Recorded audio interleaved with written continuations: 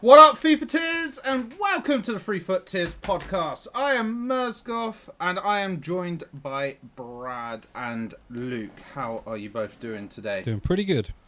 Yeah, I'm doing well. It's nice to be celebrating a year of this podcast. It is. It has been a year. How time flies by in some ways. Yeah, definitely. Really does. Catch you unawares sometimes. But we need to start off the podcast with a little bit of sad news in some ways. We don't normally talk about political things, but unfortunately, the Queen did pass away last week. So we just give our thoughts and prayers to the royal family and, you know, so those that are affected by the news and maybe being a bit upset and stuff like that, you know.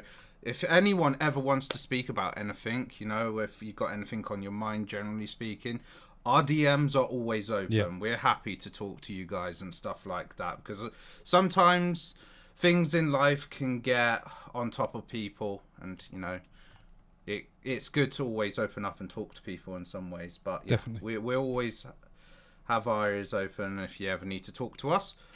But with that being said, obviously that is linked to something with FIFA 22. Last week we did have Showdown, Alvarez and Perisic come out. But because of that, the Premier League games got cancelled over the weekend. And EA have kindly given a +2 to both players. So that's a little bit of a bonus, even with the sad news. Yeah. What are you guys thinking about those two cards? Because I know you two have had the opportunity to use them. I don't want to talk about it. I enjoy both cards. I've yet to try them since they both went up to 98, but I can only try one. And if you want to know why, you should go and check out our episode on our YouTube channels. Yes, there was a costly discard, and I may have lost one of them. But yeah, no, actually, I wasn't that impressed with that card's movement in the game anyway. It didn't help that I had some bad custom tactics and a bad formation, and then I'm playing someone who's better than me. So 3 things going against me there. But I am looking forward to at least trying out the Perisic card to see how good that is with the little +2 upgrade anyway. I think it's one of those bittersweet things. It's a shame that we didn't get to see a winner, but at the same time, +2 on both of them is quite nice for everyone involved. I'll take putting off Man City a little longer. I'm so glad. I decided to go to the Wrestling the other week. It was a choice between that and going to see City Spurs. And it wouldn't be the first time this year that City Spurs is cancelled on me. Because I was meant to go to see the one where Spurs won back in, March? But the worst storm in 30 years hit. And then suddenly a Monarch dies. So it just isn't... I'm not meant to go see Spurs at the Etihad, is what this is telling me. You're destined not to be at that game. Not a thing for me. I mean, I've done both of the SBCs, but I think at this point, like I've been saying for the last few weeks, it's just essentially I'm just collecting cards now at this stage of FIFA. It's a sticker album right now. We're doing our own Panini. FIFA. Yeah, exactly. Classic. But talking about adding to the sticker collection, EA have finally, hallelujah, made the 85 plus times 10 pack unlimited repeatable. So everybody's been waiting. It's finally come Sunday evening. The SBC refreshed and there it's at unlimited. Perfect. So for those that still need to complete their collection or need to do like some of the icon SBCs or want to collect icon SBC icons from doing like the player pick or shapeshifters through shapeshifters playbook or anything like that, you got that freedom now, essentially. Certainly have, and I've literally just tweeted out that finally, after doing these pretty much all day today, I've just got 99 Messi. So I'm there now. I've got 99 Ronaldo, 99 Messi, I've got Neymar. I just need Team of the Season Mbappe, and I've got them like top cards sorted. Now, for me, since it's gone unlimited, I've actually lost the kind of desire to do the SBC. I felt like when it had a 10 daily limit, I felt like there was a bit of urgency to get it done before the refresh happened. Yep. Now that it's gone unlimited, I'm a bit like, I can't be really necessarily too bothered to do it now. Yep. I think I've lost that sort of passion or desire to actually do the SBC. But Luke, how are you feeling about unlimited 85 pluses? Yeah, it feels a week too late, honestly. No, it dragged on and on and on and on and on, and as you said, people have got tired of it. People already practically got whatever they need. So there's no real need for it at this point. Mm-hmm. It's just there to fulfill a quota at this stage. It is.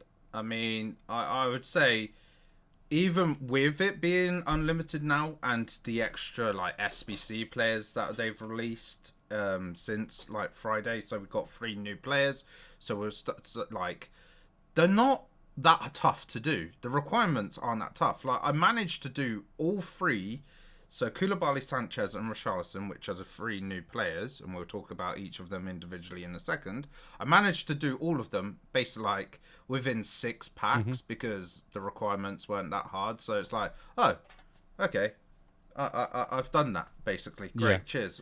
Can I have a new SBC now, please, EA, to do it? And there's not even been any new SBC tonight either. I thought this might be an opportunity for EA to like make us be invested in that like last few weeks of the game by maybe doing not necessarily a new SBC player or something like that, but like maybe a different kind of icon SBC, because obviously like about a week or so ago we had a nation specific icon SBC, so maybe something like that again, and then tomorrow it could be like maybe a different kind of shapeshifter, like maybe just like a one-off 96 or 3, like a limited amount of like 96 or 97 kind of like shapeshifter player pack or player pick, just like help you try and get that like ultimate card so that everyone can get the like that sticker album filled. I guess so. I mean, I've taken the opportunity actually to do something that I tend to not do any of the years, and I'm now going through the Prime Icon Moments Hullet SBC. So usually I don't bother doing the Icon SBCs. I wait and have the joy of the Icon Moments player picks and things like that. But I've seen that card sitting there. He's, compared to some of the others, a bit easier to do. Not quite as many squads and that. So I've started doing him, and I'm like 5 SBCs in already, just from probably about 2 hours. What would you be putting your fodder into, Luke, out of interest? So I'm finally starting to do that Ferland Mendy that's been around for a while. I've already got my Puskas, which is my main thing I've been after. I've gone ahead and done one of the players we've referenced in Richarlison.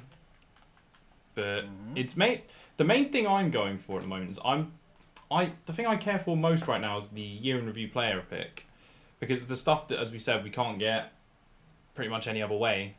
So cards that I've missed out on, I can then pick back up, and yeah, that's my way of sort of getting them and getting something new and unique, I guess.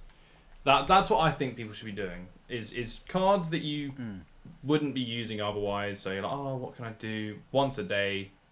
Do that, and you get a card that you wouldn't have had previously, and it's something to throw stuff into. It's 89 rated, I believe, so costs a fair bit. But I think it's trying cards you've not used before and you don't have any other way of getting to. You can get whichever icon, whether from an icon SBC, whether from the actual SBC itself. This is just something that is luck dependent, and you could get something nice. Yeah. Now, talking about the moments SBCs, we'll first start off with 98 rated Koulibaly, who now has his Chelsea card. So obviously he had his 95 rated card, which was quite good. Quite enjoyed using his team of season card. Now obviously this is just a +3 over that particular card. We've got a +4 on his pace, and then just +1 on his defending and physicality. So it's not a huge improvement, but the big thing is obviously it is a Premier League card now, and I know quite a lot of people will have Premier League based teams and stuff like that, so that's probably not too bad looking. But I think this one realistically is probably not the biggest upgrade in comparison to the other two, because obviously the other two will have a bigger upgrade in comparison to the next highest card. But what do you guys think of this Koulibaly card? He looks really good. I've done him just because I had the fodder available to me, but he actually probably does get into my starting team. But you know, that's on a basis of me actually still playing FIFA, which other than recycling these, I'm not really doing at this stage. Very much ready now for FIFA 23.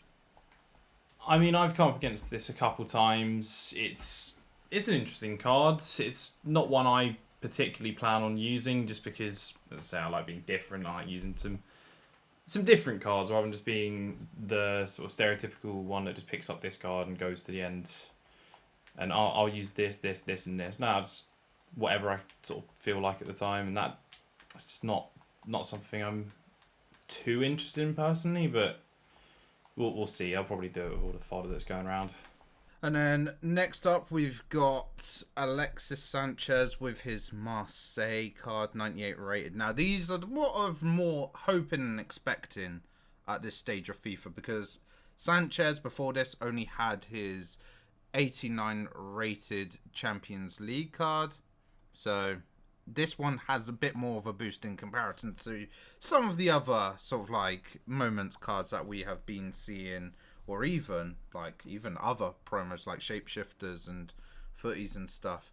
So this one's a bit more of an interesting one. And again, a lot of people have Liga and teams, so again, it's probably not that hard to link in. Obviously, Chilean, not probably as easy for the hybrid sort of situation, but if people, and I know a certain somebody here, likes Payet, for instance, and his Team of the Season card, if you somehow still using that, that's a nice little strong link, and you can have those two up front or something like that. But yeah, again, nice, interesting one. Not too expensive, quite easy to do, especially with the 85 plus packs at the moment. Also, it's had a boost to his weak foot and skill moves, which makes him more of a usable player as well, which is, again, nice to see. And it's been pretty much a common theme with a lot of promos and SBC players by EA this FIFA. Yeah, didn't I see that they messed up this one at the start when they first released it? I can't say I noticed anything or seen anything from EA like tweet wise. So I just saw on a series that they did this card around, that they said that on the actual day of release of his card, he was put in as 4-star, 3-star, or whatever his base ones were. They neglected to upgrade him, and it took a little while to amend it. So sounds very standard EA mess up.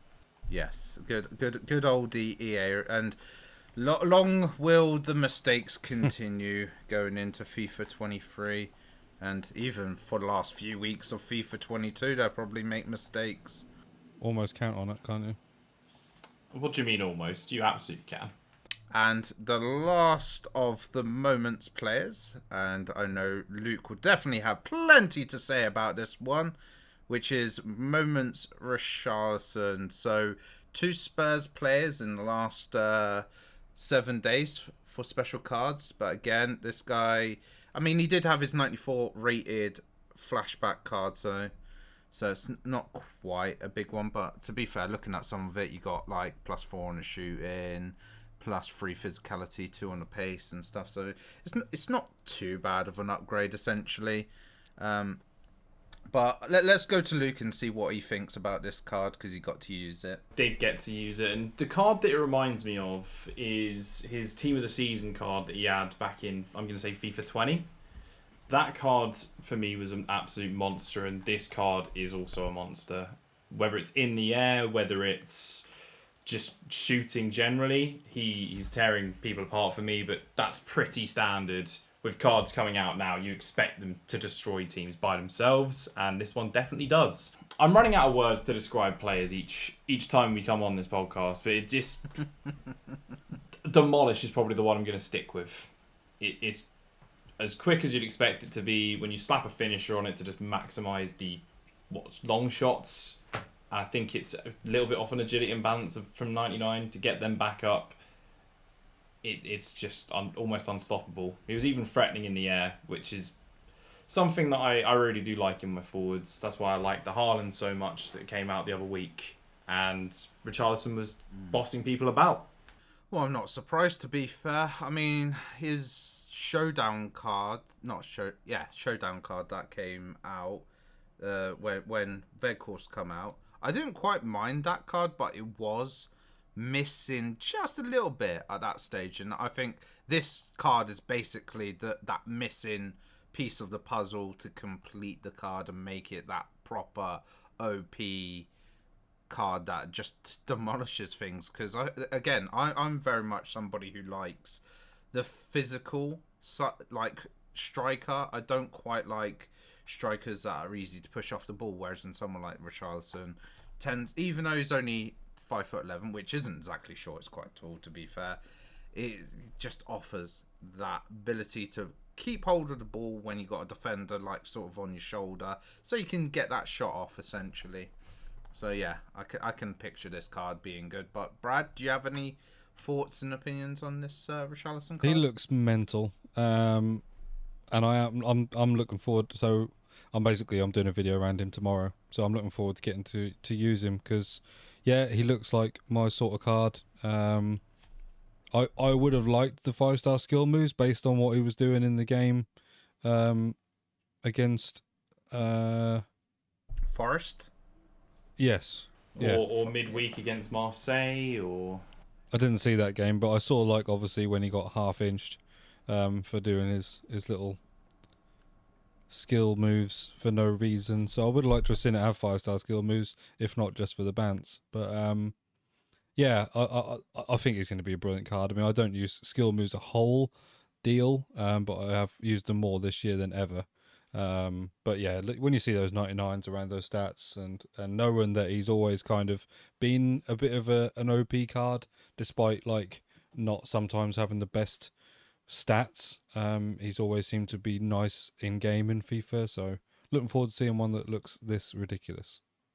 Yeah, and the last moments player to speak about is the objectives card, which was Charles de Ketelaere, who's got a +4 over his team of the season card and is now at AC Milan, so in the Serie A. The problem is I find with the Serie A, especially with the recent release of Dybala, that Dybala would be more desirable in comparison to this Ketelaere. But I suppose if you want to play him as a centre mid, because he does have 90 defending and he's got high work rate, so you could just drop him back into midfield, to be fair, which is probably what realistically this card is probably more suited to, rather than playing in that sort of strike role. Maybe potentially Cam, I guess, but with the high and the good amount of defending, I would probably say midfield, especially with 98 defensive awareness on this card. Yeah, I'm the same. I think he looks like a really good centre mid. Having used his team of the season alongside his perfect link in Van Aken, I can confirm that he wasn't incredible at striker when I used him, but when I played him more as a centre mid, he was very good. So I'm fully on board with this card being played holding midfield, centre mid, pretty much wherever you want him. It's a really what's the term? A versatile card. Yeah. Yeah. An all-round sort of style card, similar to like Nainggolan in sort of partial like previous FIFAs, where it's obviously got like pretty much +90s on every face stat, and you'll play him either holding, centre mid, cam. I mean, if you really want to be a bit like dangerous, playing him up front, I guess. But yeah, versatility is always good in a card. Yeah. But also, if you've done Lukaku, for instance, strong link option right there. For those who like Lukaku in game, I don't think there's many people that do, but if there is, there you go. You got your strong link option basically. Yeah, I never have done. It just seems for me like one of those cards that, however much EA have boosted stats on him, just doesn't seem to be any good in game. Never have got on with him. I mean, he's got plenty of good links, though. We mentioned Lukaku, but we've got Leao, Tonali, Theo Hernandez, Kalulu, Flashback Kessie. He's got a lot of good links just being AC Milan in itself. Yeah. But we move away from FIFA 22 side of things and move over to FIFA 23 now. And we've got a few cards to be potentially talking about here, because we've got like some want-to-watches, some icons, the top 23, the FIFA ambassadors. But we're going to start off with the confirmed Premier League one to watches. Not all of them, but the main headline ones, shall we say, that EA have tweeted out about, which are one to watch Haaland, no big surprise there, basically. Sterling, Nunez, and Richarlison. Now, obviously, there's going to be plenty more because we know it's going to be 2 weeks worth of one to watch content. But I'm just going to say it right now, potential prediction. They might even stretch it out to 3 weeks. It's what I'm essentially feeling like they could do. But what do we think about Haaland, Sterling, Nunez, and Richarlison one-to-watch cards being confirmed? I mean, I think it was fairly almost predictable, wasn't it, that they were going to be on there. I definitely don't see them being in the same team. That would be too much of EA to put them all in the same team in 1 week. They'll want to capitalise on their money and FIFA points nice and early. So I would expect to see maybe, like you say, I can imagine that, like, on the headliners of 1 week will be Haaland, 1 week will be Nunez, and maybe even another week be Sterling. I just feel like that's the way they like to go. Well, because I think they kind of gave away a little bit on terms of rating, but they haven't officially shown it on the screenshot. But in the clip that they show of them sort of like showing which of the cards are and then some gameplay footage, they show like the rating going up, like to show that obviously they're getting upgraded over time and stuff. And I think Nunez is around like the 83, 84 mark. Yeah, so he's not. So I don't think he's a headline one to watch. There's going to be plenty to choose from across all different leagues, but Nunez is probably more a mid-ish table like one to watch card. He'll be expensive though. I don't think. When you say expensive, how expensive are you saying, just out of interest? Well, it's going to be something to see, I suppose, with the market this year again, especially with the cross-platform side of things. But what I mean is, like, he'll be like the... let's try and pick out a card that's been in that kind of bracket. He'll be like the Kessie of cards, I reckon. So, whereas that card is low rated but has always held like a really high price in special cards, I think he'll do the same. Or like a Renato Sanchez. I think it'll be that kind of price. And so he might be 83 rated, but because of the team and because of the hype around him, that'll carry him to a higher price this year. Interesting, because I also don't think his stats are that desirable either. That's where I was going to lean in, because the thing about Renato Sanchez, the thing about Kessie, the thing about... I thought of someone else, but I can't remember. They are really good in game. Nunez, is he going to be good in game? We've only had him with jacked up cards such as the Team of the Season, the pre-season card... No, not pre-season, so the Showdown card. And before that, it was the Future Stars left mid. Other than that, we don't really know how he plays. The closest thing you can get to standardising him is probably the Future Stars, and even that's going to be ahead and juiced up. Especially on like the dribbling side of things, which he's not going to be that great, because I think his face is around that sort of like 80 mark, 81, maybe 82. Here's the thing, Brad. I will like him. I don't think the community will like him, because the card I'm going to compare him to is Andre Silva. That's what he's going to be. Yes. He is going to be the Liverpool Andre Silva style card. That's how he's going to play. I'll enjoy it. Most people won't. They'll go, what the hell's this? I want to use Jota or something like that. The other thing as well is at this point, I suppose we don't know what the meta is for the year. No, but very rarely is it a striker that's got 70 to 80 pace, can shoot, has probably like okay-ish dribbling. You normally need to excel in either pace, dribbling, or you just pray that it's an Ibrahimovic style meta. Thinking about a player who's probably going to get a one-to-watch card that'll be slightly higher in terms of rating, but is probably more suited in the type of thing that Luke is talking about, is Gabi Jesus.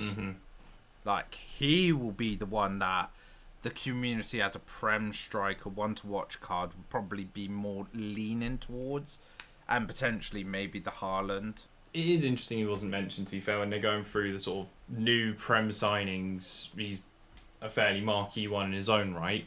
But to sound like Mourinho, Jesus being high in price, it's heritage. It is football heritage. Quick, dribbling, 5-star skills. He's going to be expensive. The most expensive out of the 4 that have been announced so far is clearly going to be Sterling. Sterling is the one that is going to be, because of the pure fact that he's got the pace. How much do we know he's got the pace? He's not had his stats confirmed yet. The only one we know for concrete stat-wise is Haaland, based off these releases. That one's actually confirmed. We'll presume Sterling's got some pace. There's been some hefty downgrades in terms of pace for certain people. I can tell you certain goats. Also, we've got to factor in as well that like the probability of upgrade. Not saying like I mean, again, I've backed Chelsea to have a bad year. We've talked about that previously on the last episodes, but I think Haaland, given the way he started, could be a lot more surprising to people in his price range. I don't think it'll be as cheap as people think. Yeah, because obviously they'll think that he's going to get a lot of informs, but then EA might hold back a little bit because of how many hat tricks and stuff that he's getting, because otherwise you could get to 99 rated by Christmas. Yeah, I mean, we know they definitely do that, and they definitely like hold cards out of Team of the Week for promos and stuff, don't they? So, you know, he's going to be in the one to watch. He's probably then going to be in like the UCL campaign or something. Anything that they can do to basically stop him having too many upgrades on that one to watch card, because otherwise it's just not worth it to them, is it? Now, moving on to the next bit of FIFA 23 news. So we've got 3 new icons that have been announced. We've got Gerd, Muller, Xabi Alonso, and I might be butchering this guy's name, but we've got Jairzinho. If there's anybody who happens to be like Brazilian or Portuguese or anything like that that can more correct us on how to pronounce the name, please let us know.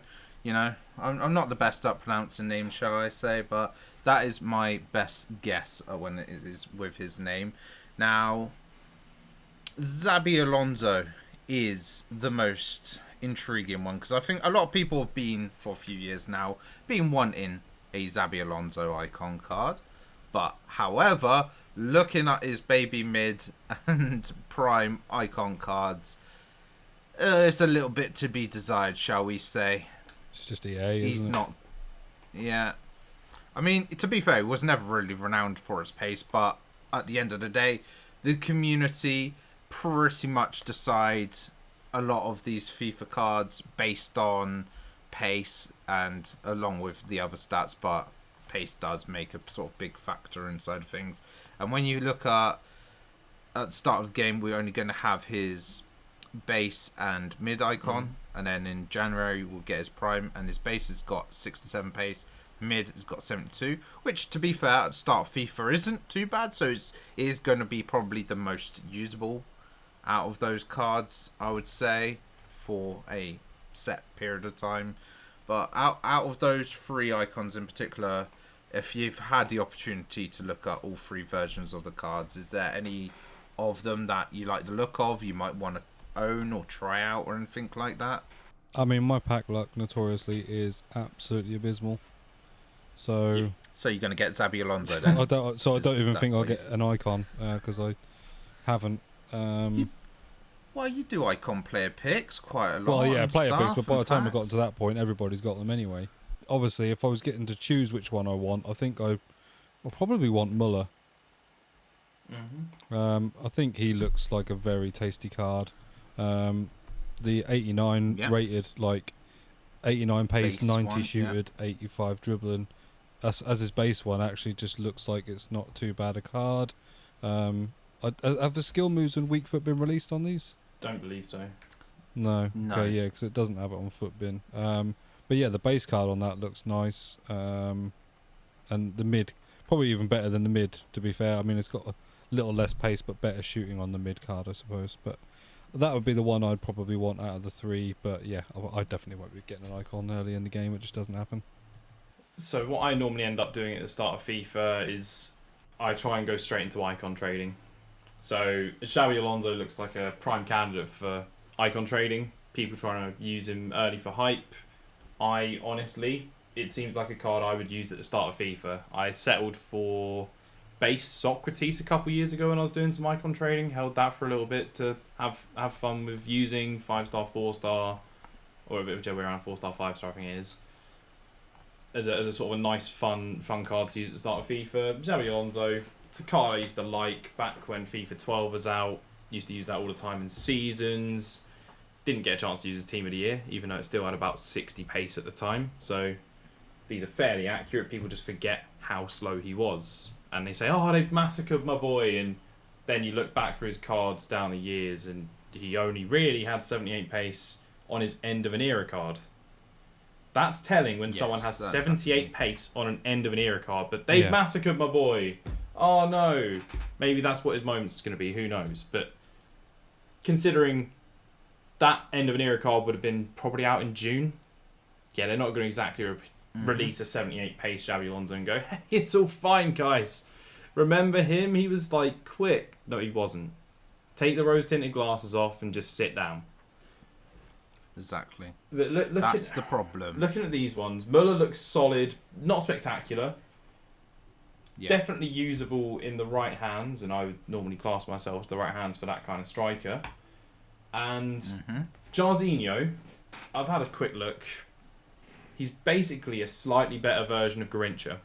Yes, that's what I was like looking at his stats and thinking, do you know what? Like, if you packed him, you're not going to complain, especially if it's in those first few months of the game. If you get his base or mid, because that card looks usable for a good solid, maybe up until Team of the Year sort of situation where you're starting to probably start seeing promo players potentially start matching that sort of caliber of card.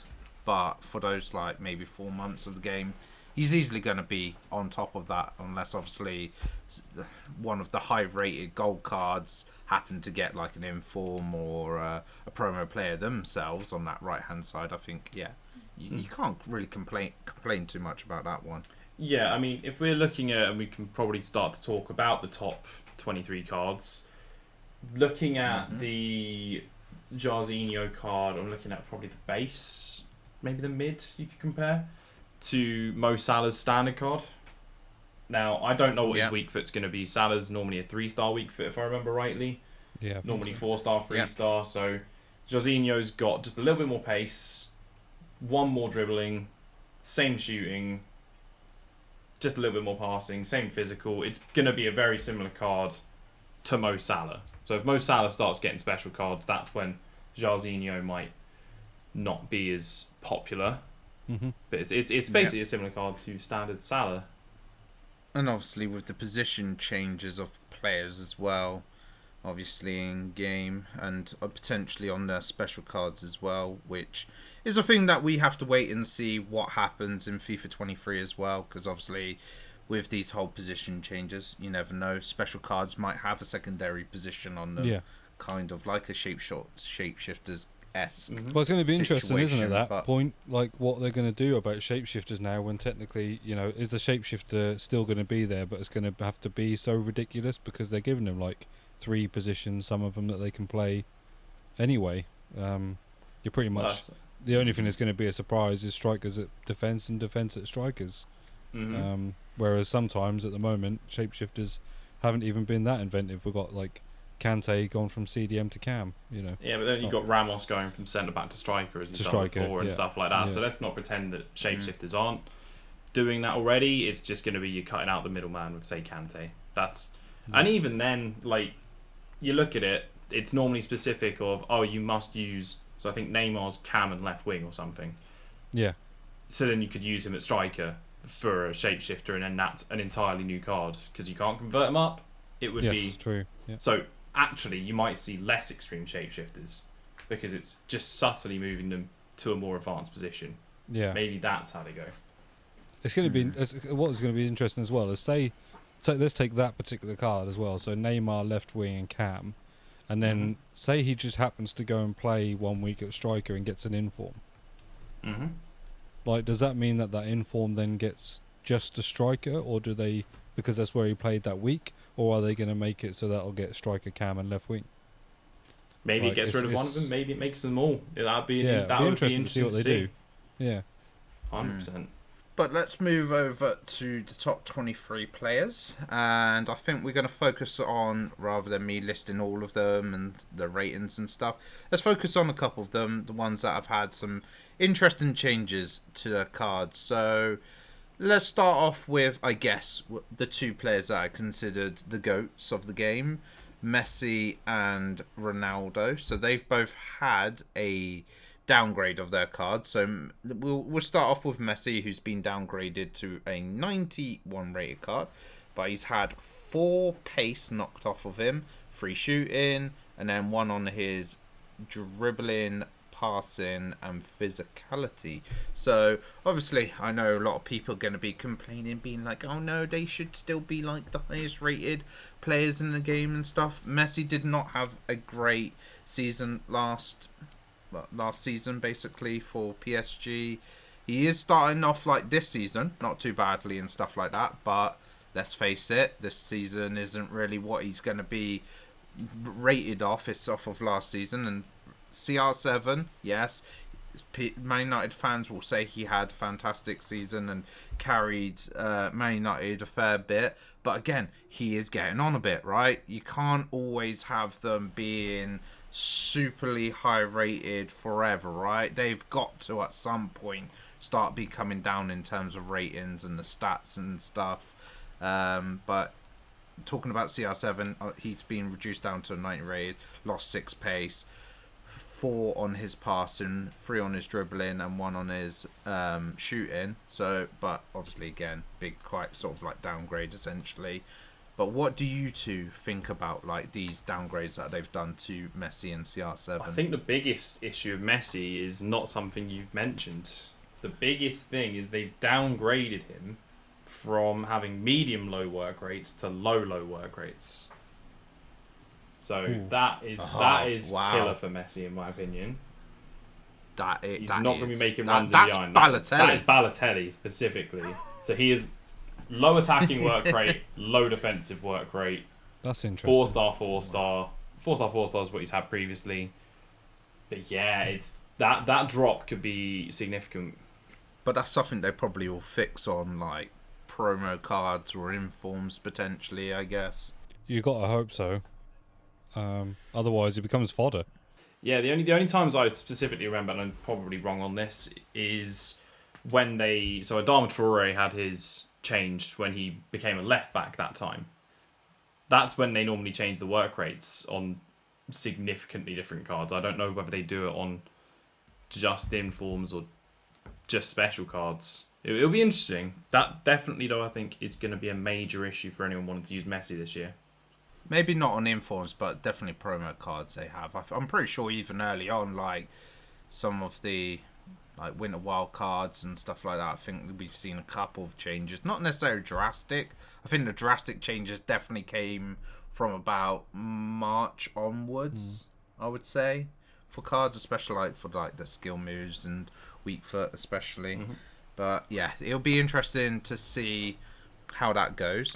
Then the other sort of... I think what was interesting is I think they listened to the FUT Tiers podcast, if I'm honest, because like we talk about, I mean, we're using the word downgrade, but every player has been downgraded, haven't they? That have been Benzema's upgraded. Not like what I mean is that other than the players that have been upgraded, the actual overall rating of players has been downgraded. So Lewandowski the top player is 91 rated. So that is like them giving themselves more leeway for promo cards and special cards, which is something we said they needed to do. We speculated that maybe they should drop it even lower. So people are seeing these as downgrades, but actually like putting them on a level with other players of that same rating, probably, I would say, do they fit in where they are? Probably. Especially at this point in their career. It's like I say, like once you get in towards the end of their career, like these guys, they definitely deserve downgrades essentially.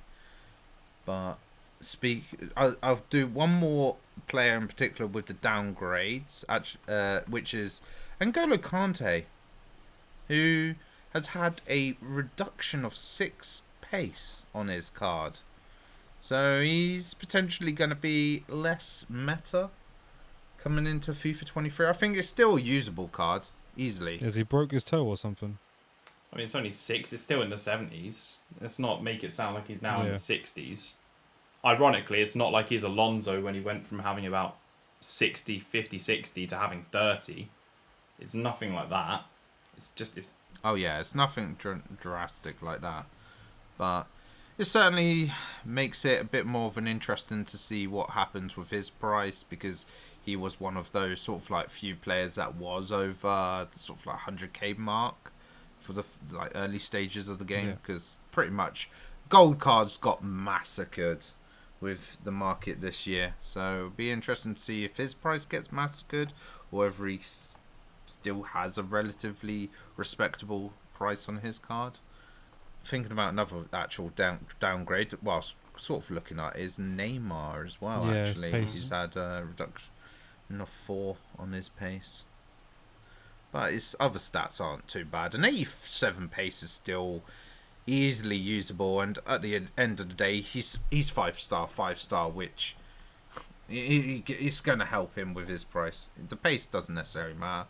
You stick the Hunter, if you can get him on full chem, that goes up to 95.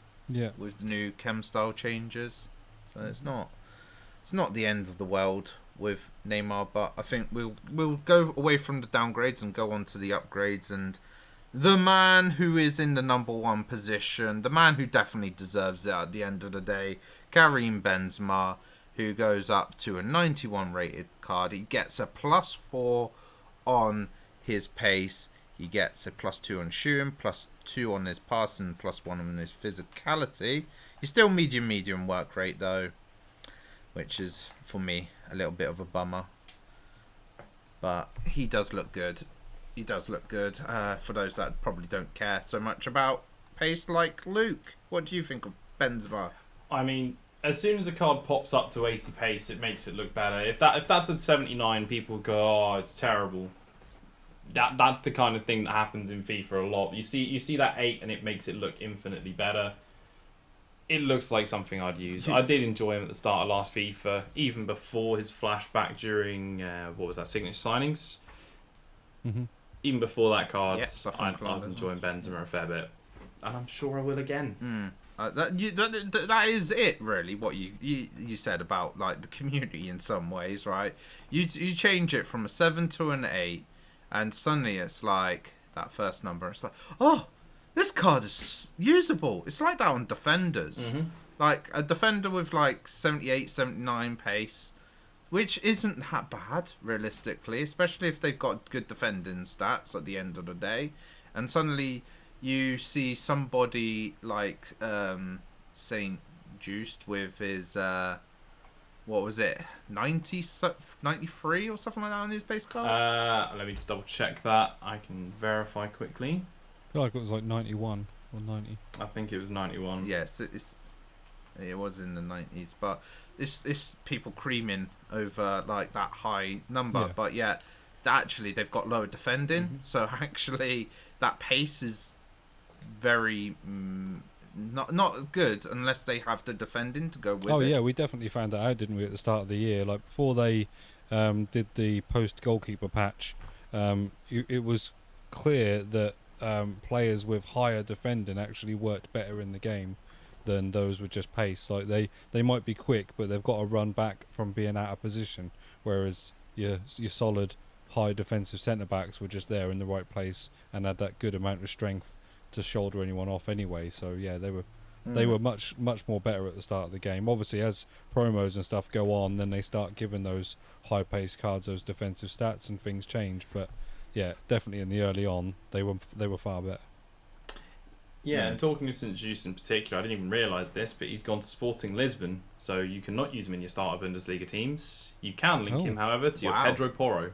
And just to quickly cover a couple of other players that are outside of the top 23 that are FIFA ambassadors, so their cards have been released by EA as well in their face stats.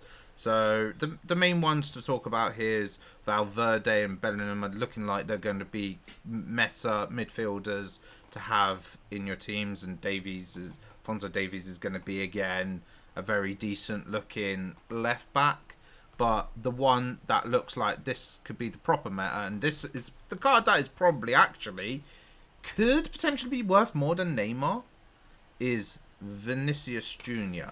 with his 95 pace, 90 dribbling, 79 shooting, 74 passing. Obviously, stats aren't quite as good, obviously, as Neymar, but as we've said a lot of the time with the community, pace is what a lot of people judge cards by, and also he's going to have the 5-star skill move. So, yeah, that card looks absolutely incredible. I mean, considering the shooting, you only got about that shooting on his second inform this year. He started with 70, so would you say he has 79 now? Would you say?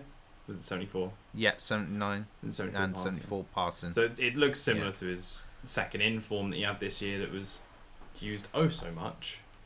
Moving away from FIFA, we got a few football games. Obviously, no Premier League games that happened over the weekend, but there was Champions League, Europa League, and Conference League. Plus, there's another game from outside of England that we want to touch on as well. But we'll start off with the 4-1 demolition of Liverpool in the Champions League by Napoli. Now, I was watching that game, and I got to say, I did not see that coming. I knew it wasn't necessarily going to be an easy game, because Napoli, let's face it, aren't exactly a bad team. They are a good team, but I think sometimes people forget about how good Napoli can be sometimes. But that Liverpool defence just kept getting undone by the Napoli attack over and over and over and over again, and it was a fun game to watch because of that. Obviously, they did take off Joe Gomez at halftime, brought on Matip, but that didn't really help because they went and scored another goal soon after the break. So, and let's not forget the fact as well that we have mentioned this, I think, at some point. About Trent and the potential that maybe he works better as a midfielder or winger. His defensive duties are seriously lacking for that team, and against better teams, certainly better teams in the Champions League, because they will be. I'm looking at that Napoli lineup, and to be honest, there's not a lot of names on there that I recognise. Yeah, this is the same Napoli side that you two disrespected last time out. I think it was, or the time before, when imagine. We're sorry, Napoli fans. I think when we were talking about it, we basically just said that because they'd lost a lot of players, that we didn't obviously know whether they were going to be any good. But these players, like I say, I don't know a lot of them. The obviously standouts to me are Zielinski, Osimhen, Politano, Lobotka, Di Lorenzo, and then after that, the rest of them I don't really know. So for them to come up against that Liverpool side and tear them apart 4-1 screams that they've got some defensive issues. And one of them for me massively is Trent Alexander-Arnold being there at right back, because from the bits I saw of him, he sort of gave up defending at some points. He just didn't look like he even had any interest in trying to stop the attacks. And I get that he plays that attacking right back role, essentially that right wing back role where he's getting up the pitch, but if people see this, it's just going to get exposed for it even more.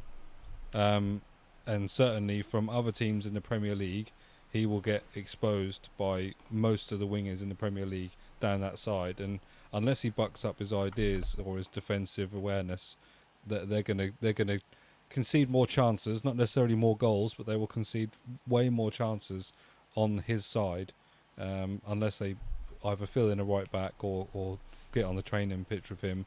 But yeah, just generally Liverpool at the moment. Obviously they are injury prone at the moment. They've got some injuries, but that is still a side you would have expected to. I wouldn't have expected them to have lost that match. Draw or win, I would definitely have not expected them to have lost. Napoli away is a difficult game. You got to realise the atmosphere of a stadium like Napoli's as well. Mm-hmm. True. You mentioned Trent turning off a lot. I think Trent's doing what he would normally have done in some circumstances here. He's just no longer got the protection of Henderson covering for him as much as he did previously. I think that was Trent's blessing and slightly Van Dijk's as well, actually. This is going to probably turn into a hot take. But Van Dijk, in his one-on-one defending, he'd normally stand off a fair bit. He'd stand off. Nowadays, that's being exposed a little bit more. But the reason he previously stood off is because he'd get help from Fabinho or help from Henderson from midfield. He would just keep the player in check whilst the midfield come back. Yes, he'd win a lot of one-on-ones as well. And I'm not saying that he's now a terrible defender or anything. But he's not got the same level of support he previously had. And it's showing in some of the bits he's doing defensively. He's given away 2 penalties this season. He's given one again. Mm-hmm. He got turned over by Mitrovic and gave away a penalty there. And in something very similar with Osimhen. Mm-hmm. But you got to give credit to the Napoli team as much as Joe Gomez didn't.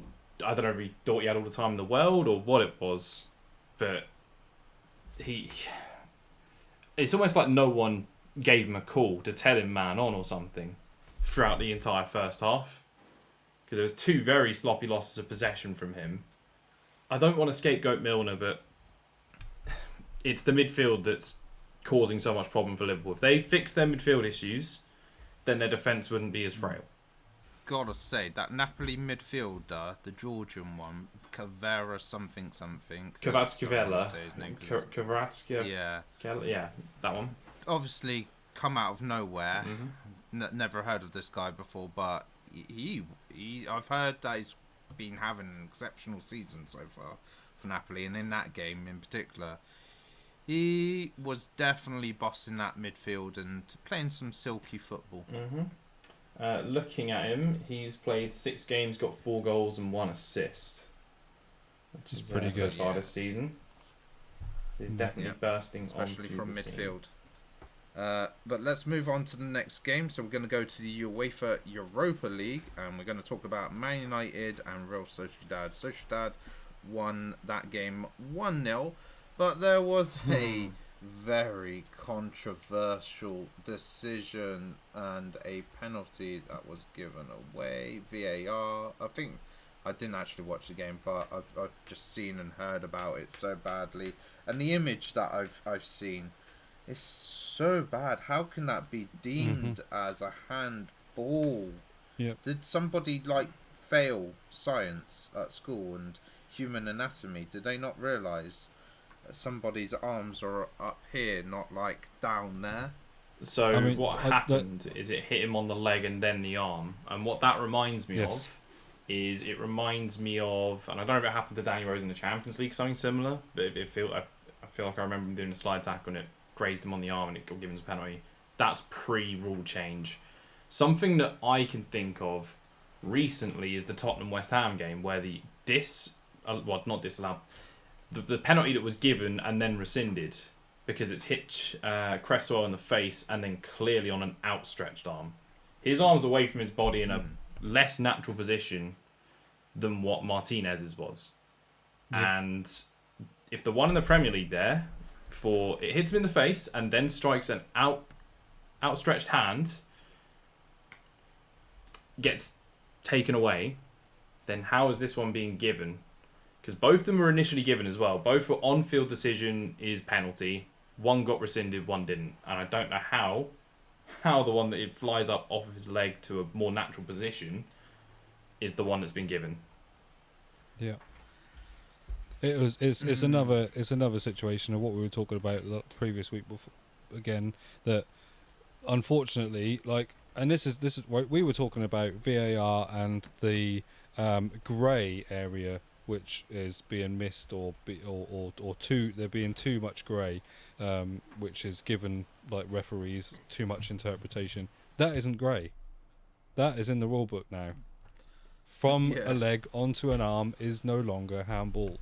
So, to me, that isn't that might be an on-field decision, because at the end of the day, we talked about this as well, slowing things down, speed of play, all that sort of stuff. You have to slow down in VAR to see it hit the leg, then hit the hand. He might not notice that on pitch, so it might just be a case of he sees the handball and that's given. But that's what the VAR is then there for. They are slowing that down. They are seeing it hit that. They then know, oh, well, that rule straight away says that's no penalty, done, dusted. Why is this happening again? Like, I don't know whether some of these just are using like the rule book from the 1940s or something, or what. They've just like they've been handed out the new textbook on the first day of school, and it's all right. No, don't worry, I've got one that my granddad passed me down. I'm going to use that. It's ridiculous. It's ridiculous, and I don't know if Luke will remember this, but literally, this was the night that we were recording that Perisic Alvarez episode. And just as we ended, I said, I'm now going to go and... It was 0-0, and I said, I'm now going to go and watch Man United lose to Real Sociedad. And I went through, and it was the 53rd minute. Mm-hmm. And that penalty happened 6 minutes later. I'd literally just sat down, got my drink, was rare, and that was one of the first things I saw. And I thought, sorry, Man United fans, I think I've jinxed you there, but I called it. I just felt like, I don't know, just felt like they weren't gonna do it. But even after they're coming off the back of a decent run. So it's been confirmed. Brad was actually the referee for that game. Yeah, it was me. I had my earpiece. Yeah. Okay, there we go. Truth has been told. Maybe you're behind all the VAR decisions then, aren't Maybe, you? Who knows? The greatest trick the devil ever played was being... It's telling him it doesn't exist. Moving over to the last game we're going to talk about, which happened in Serie A last night, which was Juventus versus Salernitana, I would say. Yeah, Salernitana is what I'd say as well. 2-2. We've had 4 red cards, 3 on the pitch, 1 to Max Allegri, so he is got a red card as well. But I'm going to pass this over to Luke because he knows more of the details than me about like the situation that happened. So the game's on a knife edge. It's 2-2. Juventus have equalised mere minutes beforehand. They've got a late corner and it's whipped in. It's a flick-on header from Milik at the front post. Bonucci goes to throw himself at it, does not connect, but you could argue he's interfering in play. It goes in. Milik takes off his shirt, celebrates in the crowd, takes his second yellow, gets sent off. That's fairly standard. And this sort of brings us back to our debate about Richarlison the other week. Mm-hmm. But what happens is a really, really confusing set of events because suddenly VAR wants to have a look at this and see if it's onside, see if Bonucci interfering in play gets involved at all. They do deem him to be interfering in play. In the meantime, there's then about 2 separate pitch fights happening between the likes of Fazio, Cuadrado, Allegri's involved. So all those 3 players have been sent off in the meantime for straight red cards. And VAR's deemed, based off the angles they've got, important phrasing, that Bonucci's in an offside position and the goal shouldn't stand. It later transpires that if you zoom out a bit more and don't just look inside the box, that Antonio Candreva is trying to block a short corner and is playing Bonucci onside by about a good half a metre. So the goal should have stood, it didn't, and the fact that it didn't then caused another 3 red cards to occur. Yeah. And it's probably the most manic end to a game I've seen. And I've seen a fair few. I've seen the Battle of the Bridge twice. Yeah, so literally, like we with this at the start of this podcast episode, Luke told us about this, and myself and Mers didn't know, so we checked it out. And honestly, after seeing it and seeing the still image, it is absolutely ridiculous. Once again, we're talking about VAR not having access to all the images. So I said, how is it that somebody in the crowd is able to take a picture that we can't see in the VAR box? How is somebody able to capture an image on pitch that they cannot get in the VAR box? That is crazy that we don't have 360 imaging to find Candreva playing them onside. That is insane, in my opinion. Probably not necessarily needing the 360, but they should definitely have enough cameras to cover pretty much to cover all the pitch. But like definitely, especially when it comes to seeing across the pitch near goal and stuff like that, definitely 100%. Yeah, they should have cameras. Because that's where the majority of the decisions are lying on, based on goal line attacks and things, aren't they? But yeah, definitely, it's. I couldn't believe it, but then at the same time, you can, because of just what's going on at the moment. But what it is just absolute madness. It seems to be a weird season so far, right at this moment in time. Yeah, and we're barely into the season as well. Like, we're gonna have plenty more to talk about as time goes by, and obviously Premier League games are returning this week. But not all of the games, though. It's only certain ones based off of like the ability to do policing. So we'll be hopefully, dependent on situations, talking about that next week, and more FIFA 22 and FIFA 23 news and anything that happens between now and our next recording. But thank you everybody that has listened to the podcast so far. Because it's our 1 year anniversary, our extra time episode this week is being recorded over on Twitter, in a Twitter space. So we're doing a live recording, basically. Obviously, by the time you hear this, it would have been done and dusted. But when the episode comes out on Friday, because we'll still have it edited and you guys will get to listen to it, we'll still have that for you guys to listen to, hopefully, as long as no difficulties happen or anything like that. Yeah. Technical difficulties. Yeah, happen. and bear in mind, if there is a slight bit of chaos, that is why. Exactly. But with that being said, Brad and Luke, thank you for being on this week's episode of the FUT Tiers Podcast. Cheers, guys. No worries at all. And we will see you all in the next episode. Bye-bye. Thanks, guys.